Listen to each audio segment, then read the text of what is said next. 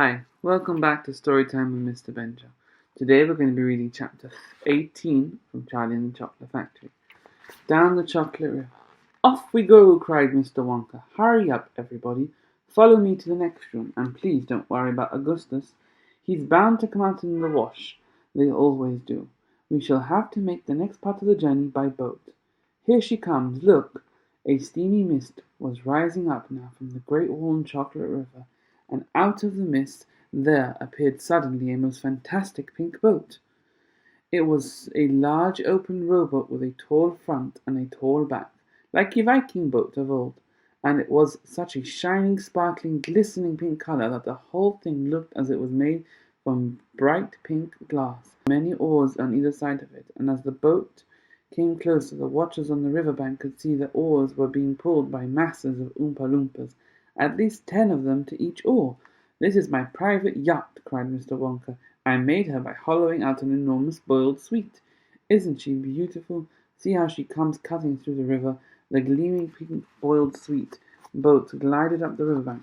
100 Oompa Loompas rested their oars and stared at the visitors.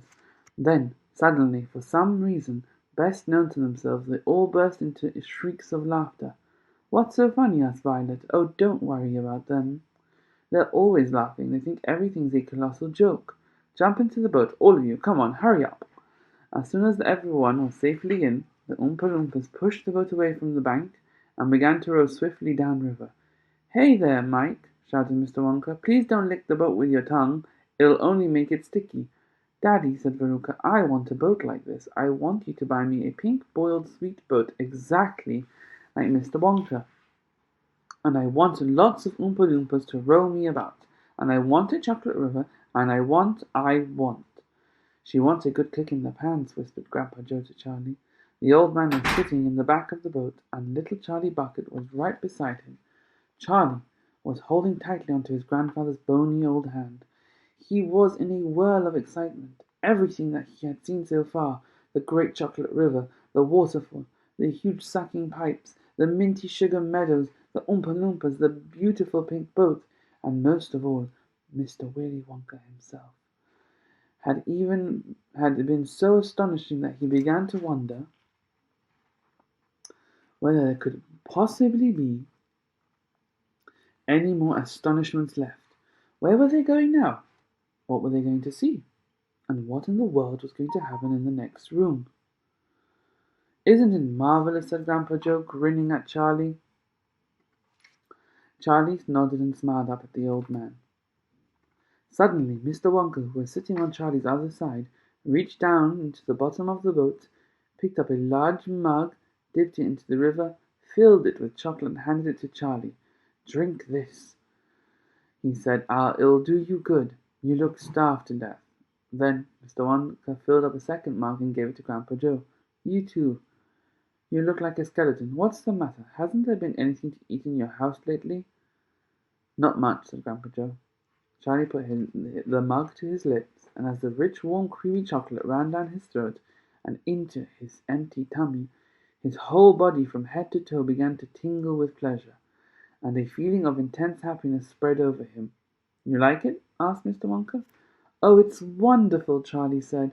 "The creamiest, loveliest chocolate I've ever tasted," said Grandpa Joe, smacking his lips. "That's because it's been mixed by a waterfall." The boat sped on down the river. The river was getting narrower. There was something kind of dark tunnel ahead. A great round tunnel that looked like an enormous pipe, and the river was running right into the tunnel. And so was the boat. "Row on!" shouted Mr. Wonka. "Full speed ahead!" And with that, the Oompa Loompas rowing faster than ever, the boat shot into the pitch-dark tunnel, and all the passengers screamed with excitement. "How can they see where they're going?" shrieked Violet. "There's no knowing where they're going," cried Mr. Wonka. "There's no earthly way of knowing which direction they are going. There's no knowing where they're rowing, or which way the river's flowing. Not a speck of light is showing, so the danger must be growing.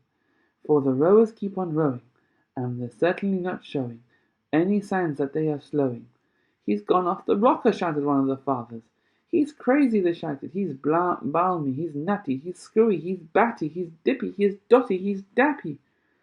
He's goofy, he's beany, he's buggy, he's wacky, he's loony. No, he's not, said Grandpa Joe. Switch on the lights, shouted Mr. Wonka. And suddenly, on came the lights, and the whole tunnel was brilliantly lit up. And Charlie could see that they were indeed inside a giant pipe, and the great upward curved walls on the pipe were pure white and spotless and clean. The river was chocolate, and was flowing very fast inside the pipe, and the Oompa Loompas were rowing like mad, and the boat was rocking along at a furious pace. Mr. Wonka was jumping up and down in the back of the boat and calling to the rowers to row faster and faster still. He seemed to love the sensation of whizzing through the white tunnel in the pink boat on the chocolate river. He clapped his hands and laughed and kept glancing at the passengers to see if they were enjoying it as much as he. "Look, Grandpa!" cried Charlie. "There's a door in the wall." It was a green door, and it was set into the wall of the tunnel, just above the level of the river. As they flashed past there was enough time to read the writing on the door. "Storeroom number 54," it said. "All the creams: dairy cream, whipped cream, violet cream, coffee cream, pineapple cream, vanilla cream, and hair cream." "Hair cream?" cried Mike. "You don't use hair cream.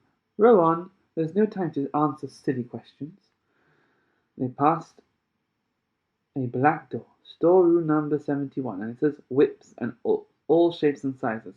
"Whips!" cried Veronica. "What on earth do you use whips for?" "For whipping cream, of course. How do you whip cream without whips?" "Whipped cream isn't whipped cream at all unless it's been whipped with whips. Just as a poached egg isn't poached egg unless it's been stolen from the woods in the dead of night. Row on, please."